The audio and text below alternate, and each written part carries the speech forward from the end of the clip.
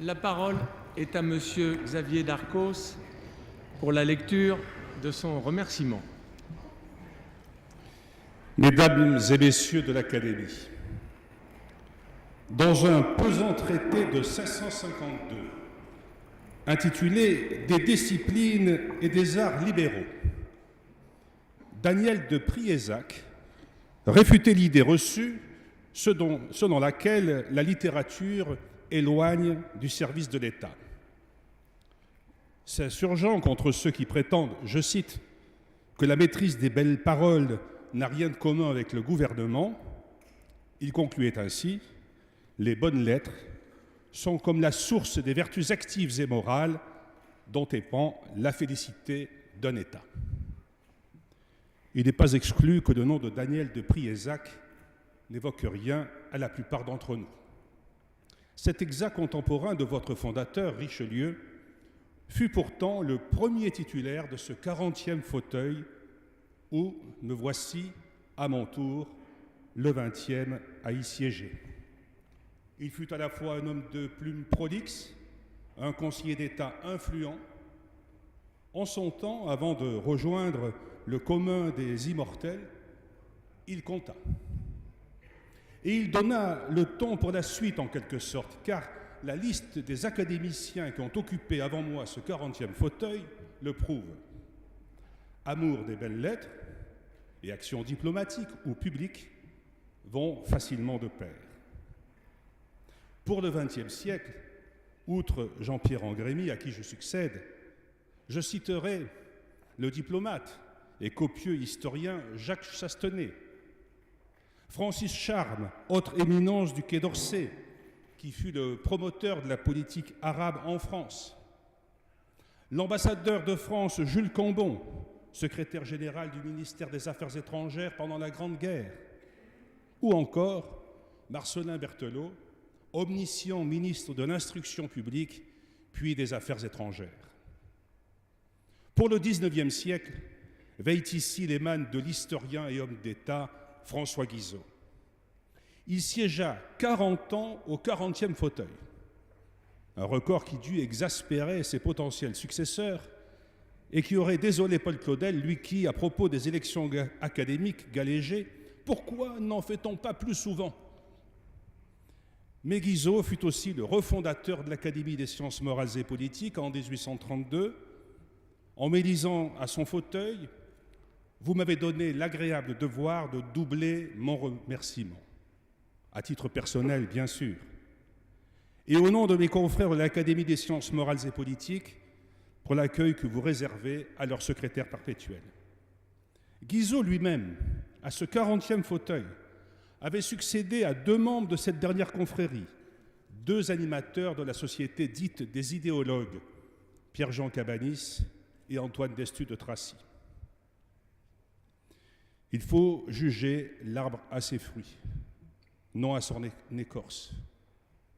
Cueille-t-on des raisins sur un buisson d'épines ou des figues sur un chardon, interroge l'évangile de Matthieu. L'aphorisme ne se vérifie pas toujours dans les arbres généalogiques. Qu'en est-il, si vous me concédez cette expression, avec les lignages des arbres académiques? Pierre-Jean Rémy était fort impressionné, autant que je le suis moi-même, de succéder à l'immense Georges Dumézil, qui maniait quelques 30 langues, y compris caucasiennes, et qui révéla la cohérence globale des mythologies indo-européennes. Mais il était surtout enchanté de compter Antoine Destutt de Tracy dans son ascendance académique. Il y voyait un signe du destin, puisque cet idéologue au sens société des idéologues, sensualiste, qui avait pour formule « vivre, c'est sentir », inspira Stendhal pour son Lucien Levene. Dans ce remerciement, le 16 mars 1989, ici même, Pierre-Jean Rémy se plut à imaginer un 41e fauteuil, tout à côté du 40e, pour cet Henri Bell, dont, disait-il, la vie de Stendhal fut le chef-d'œuvre. S'il faut consulter les romans de Stendhal pour y décrypter sa destinée, que dire de mon prédécesseur? la vie de Jean-Pierre Angrémy se manifeste dans toute l'œuvre de Pierre-Jean Rémy. Tollé, légué, prends et lis, semble-t-il me souffler du haut de cette éternité qui perpétue son court séjour dans l'immortalité. J'ai pris, j'ai lu, beaucoup, car il a beaucoup écrit, et moins par facétie ou paradoxe que pour comprendre la genèse d'une telle polygraphie, je citerai d'emblée une esquisse qui ne figure pas dans la liste des 68 romans qu'il publia. Il en dessina simplement la trame, un nouveau roman au sens générique, plus ou moins inspiré de la modification de Michel Butor et de son insolite début si souvent glosé. Vous avez mis le pied gauche dans la rainure de cuivre et de votre épaule droite, vous essayez enfin de pousser un peu plus le panneau coulissant. Angrémy imagine à son tour un voyageur qui monte dans un train et dont le compartiment est envahi par des inconnus qui le tracassent, des doubles, des avatars, des projections de lui-même. Affolé par cet assaut des alter-ego, le héros saute hors du wagon et attrape le premier train qui passe. Ce roman fantastique inachevé, Pierre-Jean Rémy a passé sa vie à le peaufiner.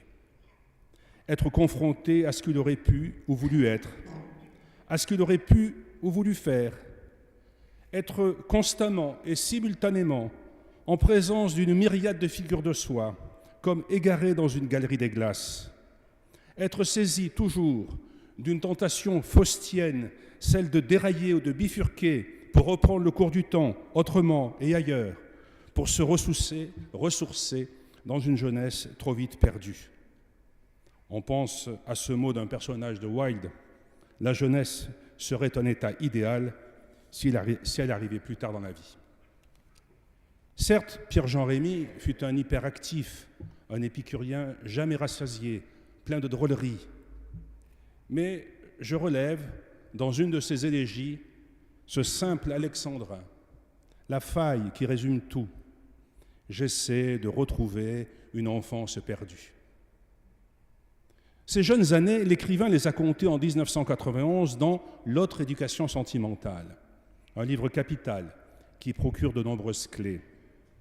Cet ouvrage, au titre flaubertien, comme une ouverture d'opéra, donne à entendre tous les thèmes, amorce les mouvements, suggère une dramaturgie et esquisse les atmosphères du grand œuvre qui suivra.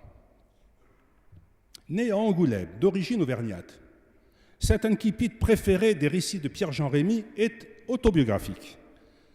Fier d'être du Cantal par sa mère, à moitié périgourdin par sa mère, pourtant né à Salonique, Jean-Pierre Angrémy vit le jour dans ce chef-lieu charentais, départ prémonitoire pour un littéraire ambitieux, prêt à se risquer aux illusions perdues.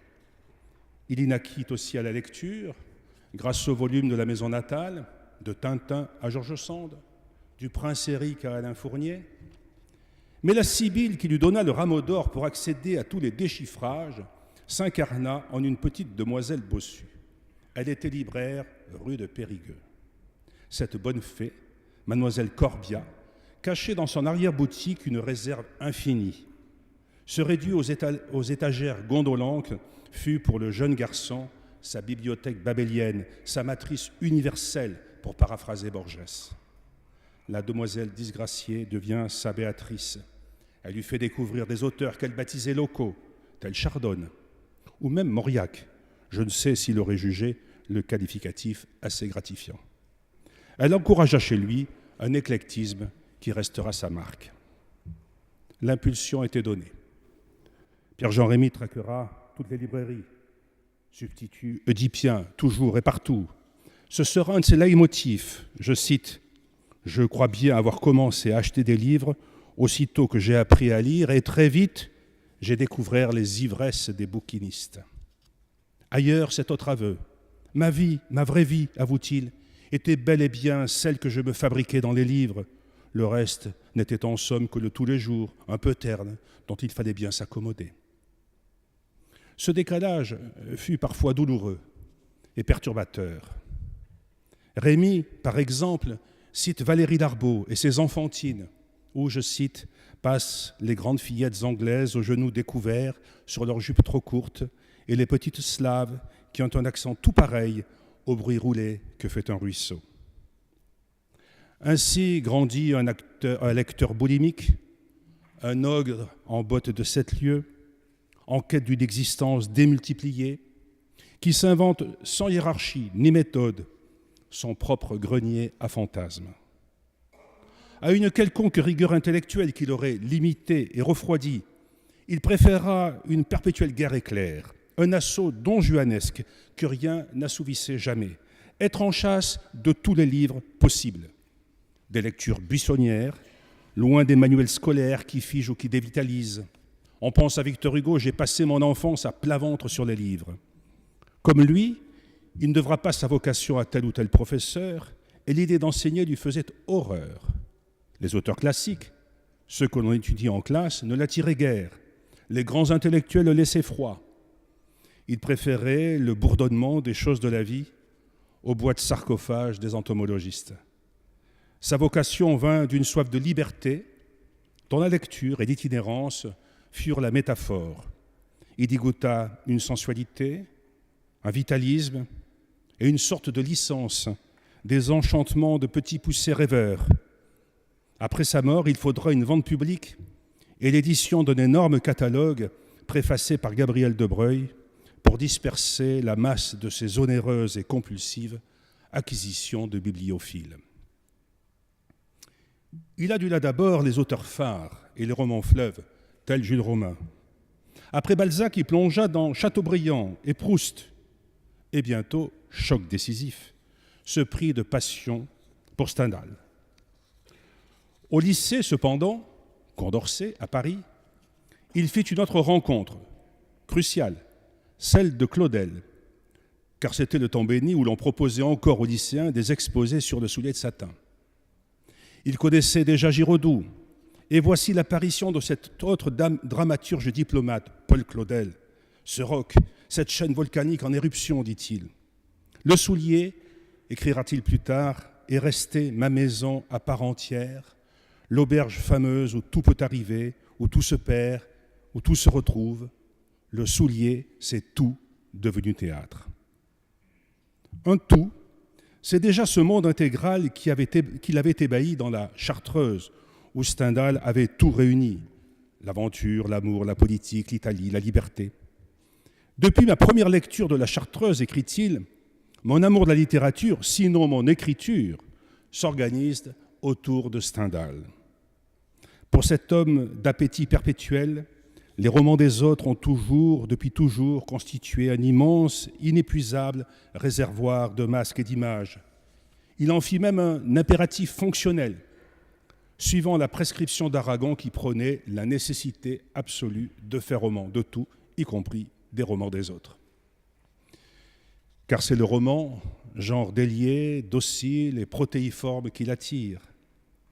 Pierre-Jean Rémy attribue sa vocation de romancier à Gide, non le Gide des sottis ou des récits moraux, si l'on ose dire à propos de l'auteur de l'Immoraliste, mais celui précurseur des faux-monnayeurs, où l'auteur mêle à sa narration une réflexion sur son propre travail d'écrivain, multipliant les points de vue et les intrigues.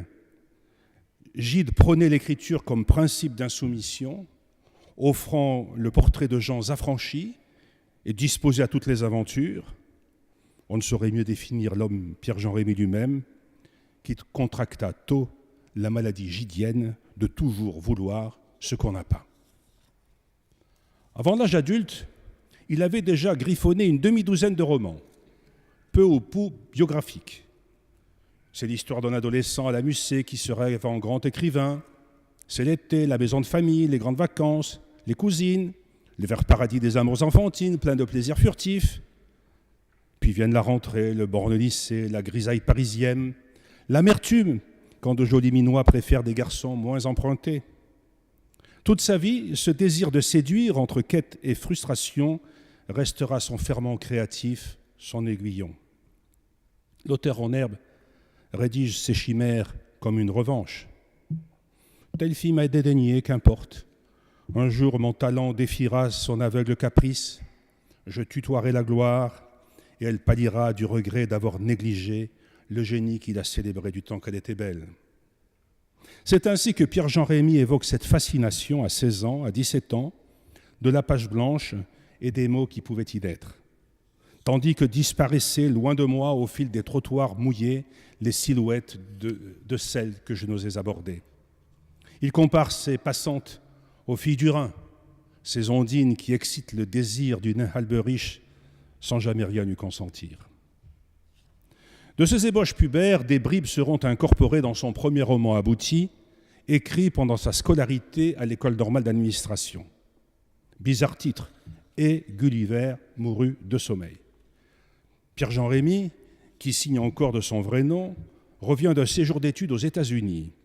Le roman relate les aventures croisées de 3 étudiants qui évoluent entre Boston, les monts du Cantal et le quartier Saint-Germain, entre des orages désirés qui ne se lèvent jamais et quelques flirts. Dans ces légendes dangereuses, on perçoit surtout qu'il a découvert aux États-Unis John Dos Passos et sa technique cinématographique des courants de conscience.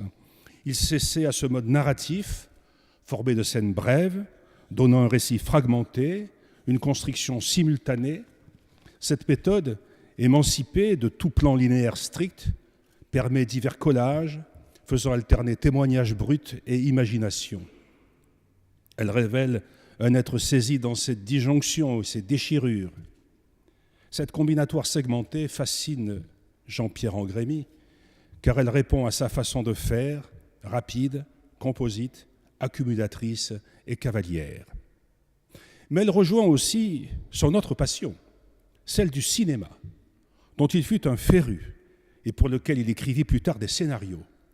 Engouement qu'il transmit à son dernier fils, Henri, aujourd'hui cinéaste. On retrouve cette narration cinématographique dans les romans suivants. Midi ou l'attentat, paru après un stage en Algérie, et surtout dans Le sac du palais d'été, qui lui donna une première notoriété en 1971. La construction romanesque y paraît à la fois rigoureuse et baroque, selon un procédé qu'il imagina pendant qu'il somnolait au cours d'économie de Sciences Po. Il y découvrit les tableaux à double entrée, abscisse et ordonnée, système qu'il transposa en littérature. La structure narrative s'organise selon 2 axes et prend la forme d'un grand tableau sur une feuille à carreaux millimétrés avec des traits de couleurs différentes. Les petites cases correspondant chacune à une scène. Dans une histoire foisonnante, dont la forme semble mimétique du sujet, l'auteur entrecroise les intrigues. Pour ne pas s'égarer dans ses propres chinoiseries, Rémy rédige des fiches signalétiques de ses personnages ou les découpe en figurines de carton qu'il déplace sur une sorte d'échiquier. Ces jeux de construction, par touches successives, lui-même parle d'un kaléidoscope d'images et de citations, font émaner le fouillis d'une société, le grouillement d'une époque, l'hétérogénéité d'un milieu. Au fond, bien qu'il s'en défendît, Pierre-Jean Rémy s'inscrivait dans la tendance de la littérature labyrinthe, chère à son quasi-contemporain Alain Robbe-Grillet, votre fugace confrère, autre présence-absence de cette coupole. Mais revenons un peu en arrière, en 1963, quand Pierre-Jean Rémy n'existe pas encore. On ne connaît qu'un jeune haut fonctionnaire surdoué, un grand gaillard blond à lunettes d'écaille, aimé, nommé Jean-Pierre Angrémy. Il vient de rembrasser la carrière diplomatique. Sa première mission, vice-consul à Hong Kong, en attendant la réouverture de l'ambassade de France à Pékin en 1964. Tout juste marié, il embarque sur un paquebot en direction de la Chine, dans le sillage de Paul Claudec. De souliers de satin l'accompagnent, bien sûr. En fervent claudélien, il en connaît déjà par cœur l'ouverture, la prière du père jésuite crucifié au mât. La sécurité des saints, quel scandale. Mais, peu adepte du martyre, le voici sur le blanc navire des messageries maritimes, calé dans une chaise longue sur un pont inondé de soleil, l'océan Indien devant soi. Rien ne pouvait s'imposer mieux que Partage de midi, ce huis clos symbolique d'un quatuor glissant sur les gouffres amers, au milieu de l'infini. Pierre-Jean Rémy s'immerge dans les mots disés. « Je ne vous comprends pas. Qui vous êtes ? ni ce que vous voulez, ni ce qu'il faut être, comment il faut que je me fasse avec vous. Vous êtes si singulier. Qu'a-t-il butiné dans ces 2 années en Chine? Il a accumulé visites, excursions, documents, bibelots, images. Mais malgré ses provisions, il reste frustré devant un monde qui lui échappe. Chaque fois que je cherche à m'enfoncer plus avant encore, dit-il, je me heurte à un mur. La grande muraille des sourires ou des visages fermés. Un silence qui dure et qui est un refus. Je suis, nous sommes étrangers, au sens le plus fort du terme. Il se sent alors proche d'autres exilés, tels Saint John Perse ou Jules Supervielle, dont il aime à citer le syllabaire de la solitude nomade. On l'entendait, m'a-t-on dit, clamer sur la grande muraille, des vers des amis inconnus. Je ne vais pas toujours seul au fond de moi-même, et j'entraîne avec moi plus d'un être vivant. N'empêche, le virus de la Chine ne le lâchera jamais plus, qu'il transmettra à ses enfants aînés, Antoine et Bérénice, qui y vivent aujourd'hui. Sa première épouse, Odile Cai, trop tôt disparue, rédigea même le premier guide touristique de Pékin. Grâce à Renaud Ségalen, son condisciple à Sciences Po, le petit-fils du poète, il s'approprie Victor Ségalen, qui sut échapper au travers des écrivains voyageurs à l'exotisme de pacotille et au pittoresque artificiel. Dans Stèle, que Pierre-Jean Rémy rééditera en 1973 avec une louangeuse préface, Ségalen joue avec les formes chinoises, sans les traduire. Il tente une synthèse, traçant des poèmes à lui dans un contexte chinois. Il préserve le sentiment de l'absolument autre et de l'absolument soi. Car on accède à soi-même en se confrontant avec le divers, avec l'autre. Et y a-t-il plus autre que le monde chinois, comme l'avait senti le Claudel de connaissance de l'Est? La Chine, l'exil le plus absolu qui se puisse concevoir, médite Pierre-Jean Rémy, voyant dans l'expatriation un décentrement fécond, une altérité nutritive. L'Extrême-Orient est un extrême exil, un détour fertile, sans doute indispensable à la connaissance de soi. À sa manière, le sac du palais d'été illustre ce hiatus mental. Transplantés dans le monde chinois, les personnages du roman rêvent de quitter le vieil homme occidental pour s'éloigner de leur condition natale. Mais cette tentation est un leurre, une aliénation désirée qui échoue douloureusement. Il est illusoire de franchir toutes les enceintes de Pékin, parfaite allégorie de la Chine, dédale aux sinuosités compliquées qui se dérobent sans cesse. On ne rompront pas pour autant avec la vieille civilisation d'Occident dont on prétend en vain se dépouiller. Où qu'on aille, c'est toujours soi qu'on trouve. Il est plus facile de changer de ciel que d'âme, comme le professait déjà Sénèque. Au cœur de ces apories, Pierre-Jean Rémy, dans son roman pékinois, a la prémonition d'une moderne diplomatie culturelle qui doit se défier d'une assimilation, tout en exigeant une empathie pour ce qui est ailleurs ou différent. Cette idée, chez Rémy, recouvrait évidemment sa conception de l'écrivain, qui fait miroiter une même âme sous les cieux les plus divers. Il écrira 2 autres romans chinois, l'un en 1990 intitulé simplement Chine, roman qui fait écho aux événements de Pékin du printemps 1989. Un pavé de 800 pages, qui en aurait peut-être fait le double sans l'intervention de l'éditeur. On pense au mot de Pascal, « Excusez-moi d'avoir été long, je n'ai pas eu le temps de faire court ». L'autre, en 2004, Chambre noire à Pékin, évoque la Chine 30 ans après la révolution culturelle. C'est une sombre méditation. Le héros, un universitaire, se souvient de l'euphorie qu'il connut dans une Chine disparue, balayée et défigurée par la révolution culturelle puis par la croissance forcenée.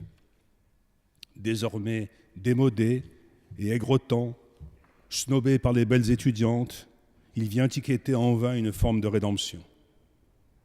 En 2008, enfin, Pierre-Jean Rémy publiera l'intéressant journal de tous ses voyages en Chine, et entre-temps, il aura présidé avec énergie les années croisées France-Chine en 2004-2005.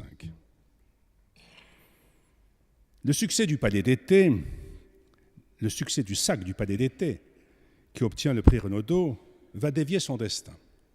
Arthur Comte, le père de Dominique Bonnat, qui vient de me précéder pour siéger parmi vous, est alors président de l'ORTF.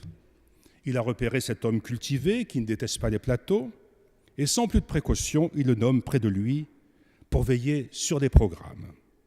Les deux hommes s'adorèrent et l'expérience vaille que vaille dura 3 ans. De son propre aveu, Pierre-Jean Rémy n'était guère fait pour une carrière télévisuelle, mais il a franchi le pas, basculé dans le monde de la culture et des médias. Il obtient, aussitôt après d'être conseiller culturel à Londres, le voici aspiré dans une filière qui lui va comme un gant et dont il ne s'éloignera plus jamais vraiment.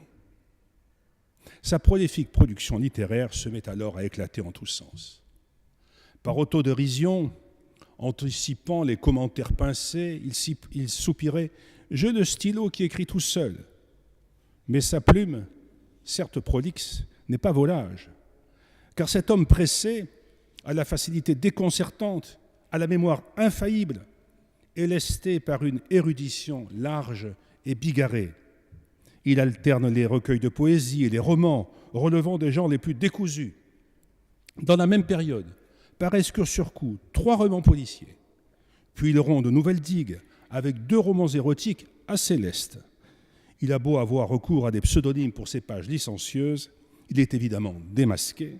Ses Freuden lui coûtèrent l'ambassade de France près le Saint-Siège, rare endroit où la luxure reste péché capital.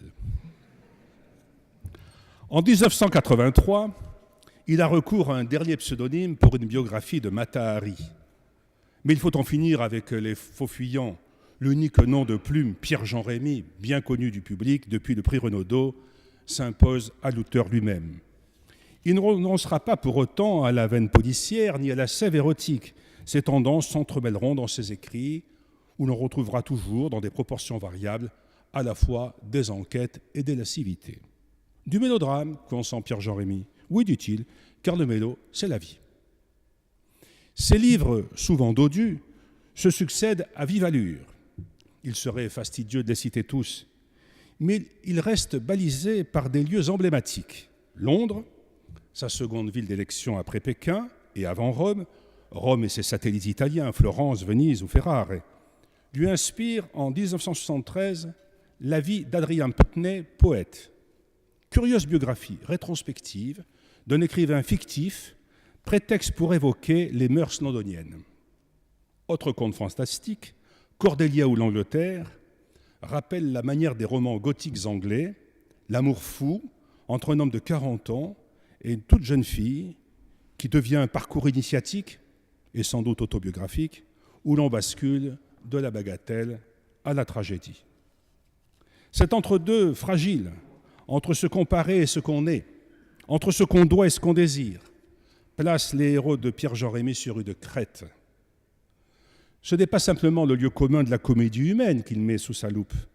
Il scrute une humanité écartelée, obligée à une sorte de double jeu permanent. Et il examine cette identité duelle et incertaine qu'il avait d'emblée captée dans ses prodromes chinois. Ce fil thématique de l'ambivalence est solide. Il explique la fascination de Pierre-Jean Rémy pour les personnages troubles ou ambigus, les traîtres en particulier, tel cet Anthony Blunt, aristocrate anglais, spécialiste de Poussin, qui fut un espion à la solde des soviétiques.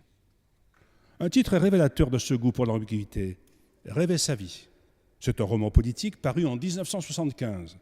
Trame banale, un ambitieux réussit une cynique ascension de politicien tout en écrivant des pamphlets qui ridiculisent la politique. Rémy y parodie Chamfort, que je ne devrais citer ici qu'à regret. Si les singes avaient le talent des perroquets, on en ferait volontiers des ministres. Pierre-Jean Rémy se rêvait-il alors en ministre, lui aux yeux de qui l'homme politique idéal était Edgar Faure ? J'en doute. Il cisèlera plus tard des portraits sans concession de quelques figures de la scène politique française dans un roman d'espionnage plein d'ironie, Le Vicomte épinglé. Enfin, en 1977, dans Si j'étais romancier, il théorise plus encore sa manière. À ses yeux, c'est moins la réalité vécue que la progression du roman à l'œuvre qui fait surgir au fil des pages des idées fabriquées et des souvenirs improvisés. C'est le flux langagier qui invente la vie, et non l'inverse. Paradoxe qui n'aurait pas déplu à Oscar Wilde. Je cite. « Je parle, le roman couve, et ceux des autres, et le mien, et j'enchaîne sur un autre, puis un autre encore, à perte de vue, à perte de vie. Je parle, j'imagine 1000 millions de romans, un océan de mots, la plus grande mer de la plus grande fiction, où je viendrai maintenant, doucement, délicieusement, voluptueusement, me perdre. » Cette fuite en avant, d'une plume qui ne s'interrompt jamais, comme pour en assurer l'élan vital, elle révèle la faculté maîtresse de Pierre-Jean Rémy. Une curiosité insatiable, une soif de tout découvrir, voire de tout posséder, car choisir serait renoncer. Ce désir permanent qu'emportait son revers, un fourmillement qui s'éploie, un afflux irrépressible. Lui-même se définissait comme un démiurge qui tient en main les fils de 1000 marionnettes d'une nouvelle comédie humaine. Il aurait voulu écrire autant des feuilletonistes, tel Eugène Sue. On lui en fit reproche, et parfois sans ménagement. D'autant qu'il ne daignait pas paraître, il s'exposait dans les magazines, il discourait sur tout. Il goûtait la reconnaissance et les honneurs, se grisait de côtoyer des importants, sans en être dupe pour autant. On l'accusant d'en faire trop, de pratiquer le roman au poids, de consentir des rabais à son éditeur au-delà du kilo et demi. On ricana quand il donna à un de ses ouvrages le titre révélateur de « Qui trop embrasse ». Plutôt que de s'en offusquer, ce coureur de châteaux en Espagne répondit par « des châteaux en Allemagne ». L'histoire, préparée par des périples en Bavière avec son épouse, Sophie Schmidt, grande connaisseuse en peinture, se déroule au XVIIIe siècle et s'inspire des nouvelles de ce siècle, de ces contes moraux dont Pierre-Jean Rémy faisait collection car il en aimait la liberté, la fantaisie et le libertinage. Voici un artiste français qui est devenu peintre officiel à la cour d'un margrave allemand, sidéré par son talent. Son protecteur le couvre d'honneur, le fait marquis, directeur de son académie. Mais le moral de l'artiste officiel décline au rythme de son ascension. Il se connaît comme un barbouilleur, comme un gnome à côté des Tiepolo ou Michel-Ange. De cette lucide désillusion, aucune gratification ne le consolera. Le parallèle est transparent. La préface est en forme de réponse à ses détracteurs. Mes livres, écrit Pierre-Jean Rémy, dans des genres en apparence bien différents, se succèdent à un rythme dont les plus indulgents de mes amis ont la bonté de me dire qu'il décourage la critique. La formule est jolie. Il y a plusieurs manières de décrire un monde.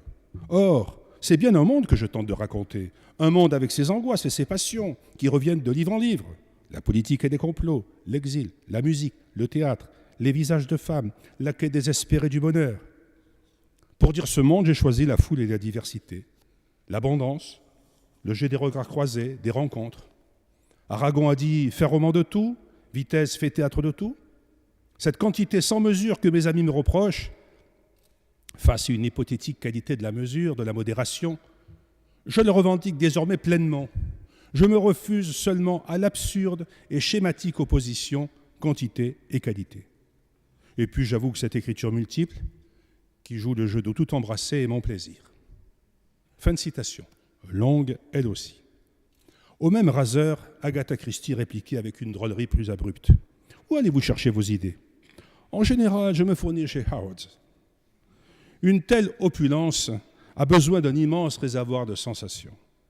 Rémy s'approvisionnait partout, prenant des photos, griffonnant des notes ou des dessins, croquant des silhouettes en caricaturiste doué, collectant des documents hétéroclites. Tout conflue pour donner cours à ce jaillissement continu. Mais Pierre-Jean Rémy, là encore, ne cloisonne pas. Passions vécues ou rêvées, souvenirs, impressions et divagations se combinent à sauts et à gambades. Le mentir vrai cabriole. Voyez Ava, ce roman paru en 1974. Il est tout à la fois un hommage à Ava Gardner, une chronique sur les coulisses du théâtre, une évocation des femmes de la Renaissance italienne et une fantaisie qui vagabonde autour d'un tableau du Louvre, l'Eva Prima Pandora, de Jean Cousin. En 1976, La figure dans la pierre brode sur les relations entre l'architecture et l'écriture. De la photographie considérée comme un assassinat est un roman policier sarcastique consacré à la photographie et à Bettina Reims. La nuit de Ferrare est un conte poétique qui réanime le jardin des Fizziconti, ou le roman de Giorgio Bassani et le film inoubliable de Vittorio De Sica. Enfin, peu de temps avant sa mort, Pierre-Jean Rémy consacrera un récit romanesque à la vie de Balthus sous un joli titre en oxymore, Le plus grand peintre vivant est mort. Prix qui reçut un prix du meilleur ouvrage étranger en Chine. Mais c'est surtout dans la musique, et particulièrement dans l'opéra, cet art des transfigurations que Pierre-Jean Rémy a puisé des stimulants féconds. Là encore, cette passion remonte à l'adolescence, galvanisée par le plus érudit initiateur qui soit, son cousin André Tubeuf. Comme pour l'imiter, il deviendra lui-même plus tard critique musical pour la Revue des Deux Mondes, son logis étant désormais pris d'assaut par les colonnes des disques compacts. Une petite scène ou un aria, une simple ligne mélodique, un bref récitatif pouvaient suffire à enflammer un processus fictionnel débridé. Les parfums, les couleurs et les sons se répondaient. Je cite, « Chaque type de travail avait aussi sa musique. Les sonates et les partitas pour violon de Bach convenaient à une écriture rapide et fiévreuse. Les variations Goldberg, au contraire, à la réflexion. Et l'art de la fugue, à ce que je croyais être l'alchimie du verbe. » Ainsi, les nouvelles aventures du Chevalier de la Barre, contrairement à ce que son titre suggère d'ailleurs, est une longue divagation sur le personnage de Cherubino et sur son aria dans le premier acte des noces, Non so più cosa son, cosa faccio. Autre livre, Salut pour moi le monde, reprend les mots d'Isolde, Groß mir die Welt, groß mir Vater und Mutter, dans la première scène de Tristan, pour une apologie du ring dirigée à Bayreuth par Pierre Boulez, mise en scène par Patrice Chéreau et Richard Pezzuzzi. L'auteur mélomane y voit l'acmé de l'histoire opératique, une sorte d'Austerlitz culturel français, le crépuscule des dieux, y remplaçant le soleil des grognards. J'évoquerai enfin un insolite état de grâce, paru en 2001, fable conçue en pleine audition à Salzbourg lors de la reprise du Saint-François d'Assise d'Olivier Messant dans la mise en scène de Peter Sellars. Tout à coup, pendant le 7e tableau, lorsque le Poverello reçoit les stigmates, le romancier a sa propre vision.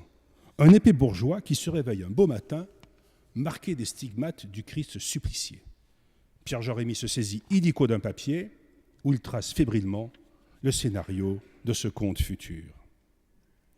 Dans ces récits de mélomane, là encore, pas de guerre. Il peut exalter Berlioz, Karajan, Maria Callas, Richard Strauss, inventer une vie de cantatrice dans la mort de Flora Tosca, ou même tramer une intrigue policière, Pandora, où il reconstitue les coulisses de l'Opéra de Paris dans les années 30, en empruntant au Gaston Leroux du fantôme de l'opéra, et aussi à Traviata, puisque le commissaire s'appelle Germont et l'épouse du narrateur, Violetta. Enfin, sous un titre schubertien, Un voyage d'hiver, il relève de l'autofiction, il narre le coup de foudre d'un écrivain à succès pour une chanteuse viennoise qui finit par le rejoindre dans sa maison d'enfance, dans le Cantal, évidemment. Ces divers sujets, entre musique et passion amoureuse, tressent une sorte de fugue dont la strette finale est un donjon.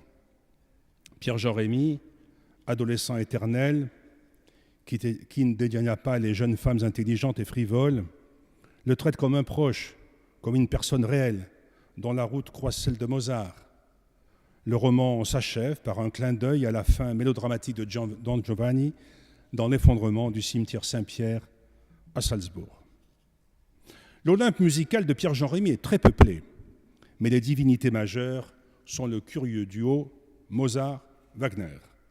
Le premier, parce qu'il a su mettre en musique avec Don Giovanni le mythe le plus enivrant de la culture européenne, selon Rémy Casanova qui prêche pour sa paroisse. Le second, parce que son œuvre, dit-il, est un grand chaudron où mitonnent tous les mythes.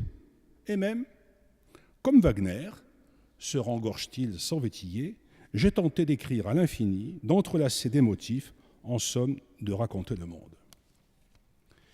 Il alla donc de soi que Pierre-Jean Rémy, directeur des théâtres et des spectacles au ministère de la Culture depuis 1979, fut appelé en 1981 à diriger l'équipe de préfiguration du futur Opéra Bastille. Sa mission dura quelques mois. Après bien des atermoiements, on le nomme consul général à Florence, puis directeur des relations culturelles, scientifiques et techniques au Quai d'Orsay. Il est donc à la tête de l'action culturelle extérieure de la France, coïncidence ou présage qui ne peuvent ne pas me toucher, lorsqu'il est élu à l'Académie française le 16 juin 1988. Jacques de Bourbon-Bussé, qui avait occupé ces mêmes fonctions 30 ans plus tôt, le reçoit ici même, en mars 1989, quelques mois avant qu'il ne devienne ambassadeur auprès de l'UNESCO.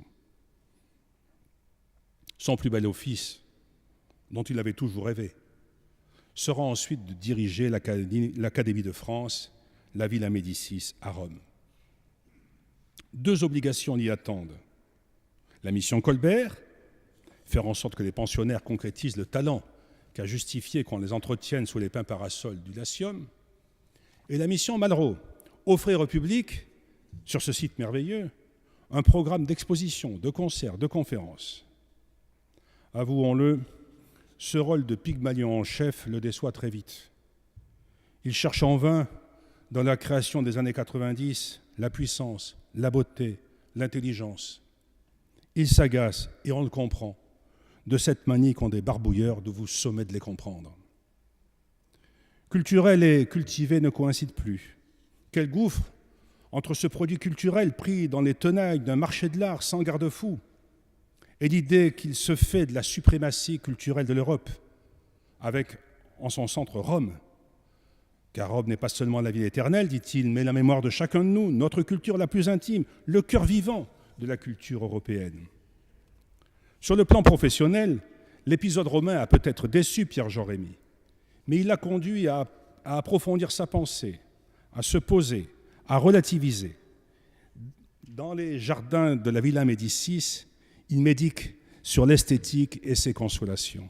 Il reçoit beaucoup, chaque invité devant poser sous son objectif sur un siège qu'il nomme la chaise éclectique. Un recueil de poésie plus serein, Retour d'Hélène, préfacé par Yves Bonnefoy, a pour amorce L'enlèvement d'Hélène de Guy Doreni. L'enlèvement illustre l'hubris, la force incontrôlable de la passion, la beauté ravageuse qui affole les désirs. Le poème Le Retour fait baisser la flamme, invitant à la sagesse dans la contemplation sereine du beau. Voici la guérison romaine de l'inquiet, susceptible et hypocondriaque Pierre-Jean Rémy.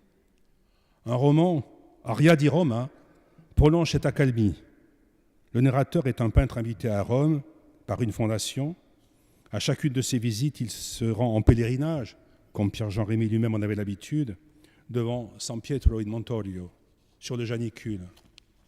Chacun aura reconnu la vision inaugurale de la vie de Henri Brulard. Je me suis assis sur les marches de San Pietro, et là j'ai rêvé 1 heure ou 2 à cette idée. Je vais avoir 50 ans. Il serait bien temps de me connaître. En s'installant au sommet du Pincio, le diplomate romancier, amoureux de l'Italie, de la peinture et de l'opéra, accomplissait donc le rêve de Stendhal. Toute sa vie, Pierre-Jean Rémy a compagnonné avec Stendhal, collectionné les éditions originales, quelques-unes annotées par Stendhal lui-même, passant des heures à fouiller des brocantes, à Arezzo notamment, en espérant naïvement tomber sur un manuscrit inconnu. Comme Stendhal, il a fait la chasse au bonheur, en esquivant les porte-poisses et les mesquins. À son exemple, il veut cultiver ses sensations et rechercher ce qui exalte la musique, le sublime, la féminité, les intermittences du cœur, les coups de foudre. Il ne s'agit pas seulement de vivre intensément ou de se disperser dans une dolce vita, mais de capter ce qu'on éprouve, de l'exprimer hic et nunc, de cueillir le jour. Pierre-Jean Rémy fut un transcripteur des mois. Répondant abruptement à un journaliste qui lui rappelait le mot de Flaubert, « Madame Bovary, c'est moi », Rémy répliqua « Dans mon cas, je dirais que presque tous mes personnages, c'est moi ». Ces héros courent après la plus futile des sensations, tout en sachant qu'ils dansent dans les ténèbres. Une jolie fille qui passe, un baiser volé, un ciel de traîne au-dessus des cyprès, un tableau qui vous arrache à vous-même, qui vous ravit au sens propre, un départ, une rencontre, un air pour qui l'on donnerait tout Rossini, tout Mozart et tout Weber. J'écris au rythme qui est celui de ma vie, répète-t-il. Mais comment fixer les perceptions instantanées sans les assécher comme des papillons épinglés sur une planche ? Pierre-Jean Rémy a souffert de ce hiatus et a cru pouvoir le combler en écrivant continuellement et en entrelaçant vie et œuvre sans scission visible. Combien de personnages nés sous sa plume ont grandi en Charente, ont aimé en Auvergne, ont étudié à Paris, ont fait Sciences Po, ont fait l'ENA, ont fréquenté l'opéra, les consulats, se sont ressourcés dans le Luberon, ont vécu à Londres, en Italie, à Salzbourg, en Bavière. Et quand il prétendit faire retraite dans sa maison de Groux sur les flancs du Mont Ventoux pour écrire plus aisément, il se trouva vite à sec, faute de cette trépidation. Son bellisme, son stendhalisme obstiné trouve son achèvement en 1997 avec Le rose et le blanc, titre en clin d'œil chromatique appuyé. Nous sommes encore en 1832. Les personnages sont des déçus de la monarchie de Juillet, parmi lesquels le narrateur lui-même, un romancier incompris, un esthète dilettante, amateur d'Aléric. Aucun des ingrédients stendhaliens ou rémiens ne manque donc à la recette. Tout ce petit monde maudit M. Thiers et sa police, tous ceux qui contribuent à faire de ce Paris d'après des journées de juillet le royaume faussement débonnaire des espoirs perdus et des illusions envolées. Message appuyé par une intrusion d'auteur évidente. Au cas peu probable d'ailleurs, où le lecteur serait assez balourd pour ne pas saisir que c'est Rémy Stendhal qui parle, écoutons les dernières lignes. Il dut attendre 20 ans et le Second Empire pour connaître la gloire, avec le 40e fauteuil de l'Académie, celui qu'avait occupé notamment Destutt de Tracy, dont il avait écrit une vie fort applaudie. Le 40e fauteuil, celui de Pierre-Jean Rémy, le mien désormais, a donc eu un titulaire que nous n'avions pas soupçonné. Le rose et le blanc, malgré son titre, est moins une variation sur le rouge et le noir que sur Lucien Leven, sur ce jeune homme dégoûté par la France louis-philipparde, dont l'histoire inachevée s'interrompt au moment précis où, nommé secrétaire d'ambassade à Rome, il vient rejoindre son poste. Stendhal renonça à rédiger la suite. On a prétendu qu'il se dispensa ainsi de dire tout le mal qu'il pensait du monde diplomatique pour ne pas perdre son poste de consul à Civita Vecchia. Mais imaginons le possible destin de Lucien Leven après 1832. Le jeune diplomate fait carrière, gagne ses galons d'ambassadeur, se met à écrire des ouvrages salués par la critique, conquiert son habit vert d'académicien, le diplomate écrivain accompli, arrivé, en somme. Tel fut bien le programme de Pierre-Jean Rémy, l'objectif qu'il brigua toujours. S'incarner en prolongement de Lucien Leven. Nous saisissons ici la clé d'une vie, nous touchons à l'unité cohérente d'un écrivain qui fit mine de se disperser et brouilla les pistes. Diplomate et écrivain. Dès sa jeunesse, nous l'avons vu, Pierre-Jean Rémy a toujours voulu être l'un et l'autre.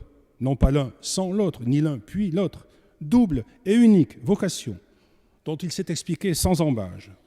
À 20 ans, j'imaginais que le calme feutré des chancelleries était destiné par essence au mûrissement des grandes œuvres littéraires. D'autant que cette stabilité bourgeoise alternait avec le changement, le mouvement, le voyage. À propos de Barnabous de Valéry Larbaud, ce génie fortuné et boulimique, Pierre-Jean Rémy lâchait cet aveu. L'esthète multimillionnaire et poète qui voyageait à travers le monde, c'était peut-être, l'avouerai-je, l'objet secret de toutes mes ambitions inavouées. Vivre mobile et immobile, être tout à soi et s'ouvrir à l'inconnu, courir tous les lièvres à la fois, avoir le culte du moi tout en fuyant se démultiplier en Chine, en Angleterre, en Italie, se connaître et épuiser le champ du possible. Seule la carrière du diplomatique, lui, semblait permettre à cet idéal de vie composite de s'accomplir pleinement. Il exprime tout net j'aime le monde en divers, j'aime le monde en multiple. Baudelaire parlait déjà de cette vaporisation du moi, jouissance et kit de survie. Et puis, quel trésor inépuisable pour un écrivain que les ambassades. Pierre Gérôme est un diplomate écrivain qui écrit des fictions sur la diplomatie. C'était le cas du Sac du Palais d'été, dans Les Mémoires secrets également, dans La vie immortelle, qui lui valut le grand prix du roman de votre académie, l'histoire d'un consul à Trieste nommé Julien Vienner, nouvelle et double allusion stendhalienne. De même, Désir d'Europe met en scène un ambassadeur qui aime Stendhal, Gobineau, Proust, et dont, je cite, « La carrière n'a été qu'une longue réflexion sur les maux qui accablent la planète et la manière dont la France, et tout particulièrement son ministère des Affaires étrangères, peuvent ici ou là éviter parfois le pire. Souhaitons que cette définition du Quai d'Orsay garde sa pertinence. » Mais c'est surtout avec Orient Express, dont le succès engendra un second volume, que Pierre-Jean Rémy porta à la perfection un genre qu'on pourrait nommer roman diplomatique, comme il y a des romans policiers. Ce fut son best-seller. Voici un ambassadeur en retraite, Paul de Marlé, qu'une jeune et jolie journaliste vient interroger sur les événements historiques qu'il a traversés. Le vieil homme facétieux lui répond en lui faisant du charme, en évoquant les femmes qu'il a courtisées, en lui détaillant le faste de ses missions. Mais tout en bagonaudant, il traverse l'histoire du siècle et la géographie de l'Europe. Il loue une diplomatie conçue d'abord comme un art de vivre. Derrière Paul de Marlé, on a deviné sans peine Paul Morand, qui connut un chemin d'embûche pour arriver enfin immortel jusqu'à cette coupole. Et l'ambassadeur tel que Pierre-Jean Rémy l'a idéalisé. Oui, idéalisé, et non réalisé. Car paradoxalement, ces succès de plume l'éloignèrent de la diplomatie stricto sensu. Jamais une ambassade ne lui fut offerte. Et malgré ses sollicitations insistantes, son rêve, l'ambassade de France à Londres, celle où fut Chateaubriand, lui échappera. La République confie pourtant parfois des ambassades à des écrivains. Votre académie peut en témoigner, comme récemment elle fit pour Pierre-Jean-Christophe Ruffin au Sénégal. Rémy consola son dépit en tirant fierté d'une ubiquité qui lui permit, selon ses termes, de sonder tout son temps. Adieu donc l'ambassade de Londres. Pierre-Jean Rémy achèvera sa carrière professionnelle à Paris comme président de la Bibliothèque nationale de France, avec le fâcheux devoir de mettre en branle le monstre de Tolbiac. Mesdames et messieurs de l'Académie, Pierre-Jean Rémy résumait ainsi sa vocation. J'ai tenté d'écrire à l'infini, d'entrelacer des motifs, ensemble de raconter le monde.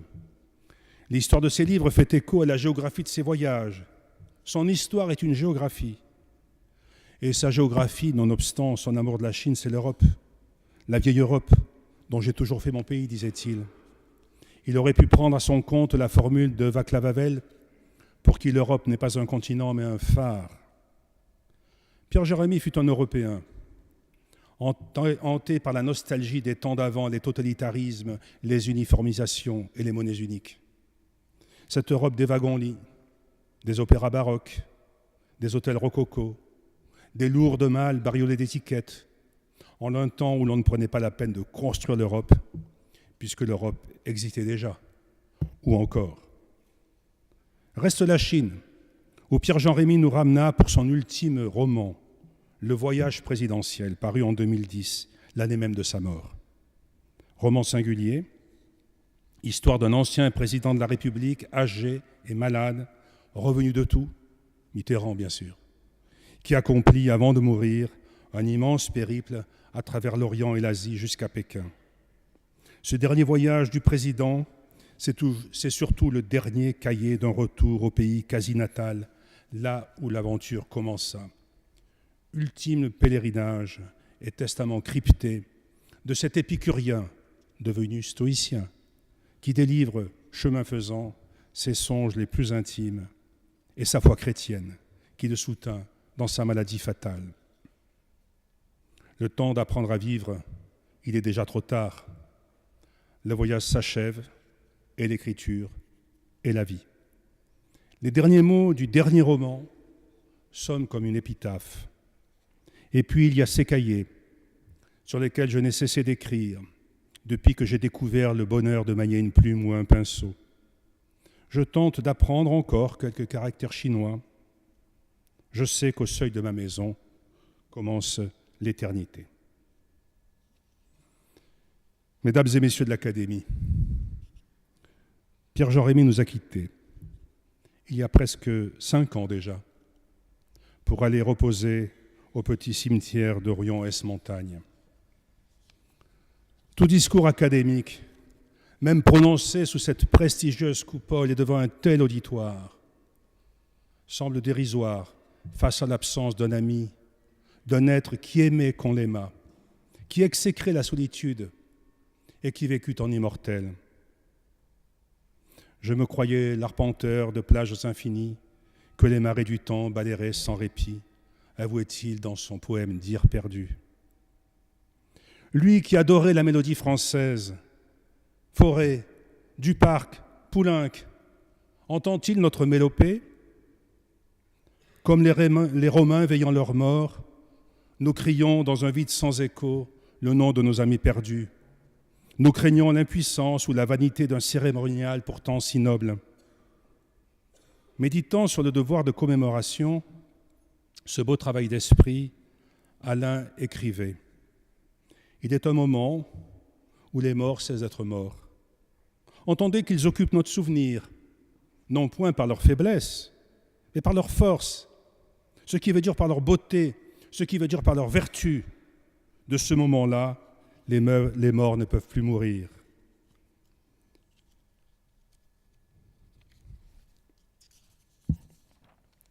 Il est un signe que le premier devoir d'un membre de l'Académie française soit d'accomplir ce rite d'évocation et de ranimation au sens propre. Car c'est un acte d'espérance qui salue la vie toujours recommencée. L'humain se reconnaît à ceux-ci qu'il honore ses morts. Le cri d'Antigone, « Ma vie, j'y ai renoncé », afin d'aider les morts. Mais entendons Alain jusqu'au bout, dans des termes que Pierre-Jean Rémy semble nous murmurer. Ce sont des pensées pour l'automne, où la vie revient si naturellement en arrière, une rêverie vers le bel été si vite passé. En hiver, le pas sonne plus sec, mais l'avenir est en vue, sur la terre nettoyée.